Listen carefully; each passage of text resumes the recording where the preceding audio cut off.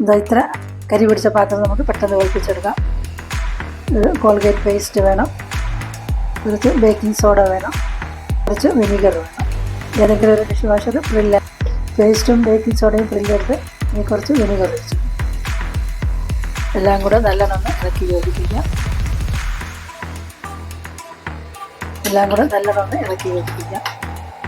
ഇതിലേക്ക് നല്ലോണം തേച്ച് പിടിപ്പിക്കാം.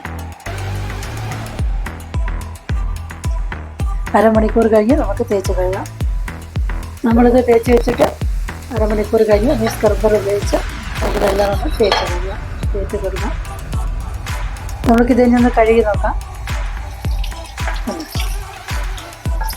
ഇത് 90-95% പോയിട്ടുണ്ട്. ഇത് കുറച്ചുകൂടി ഉണ്ട്.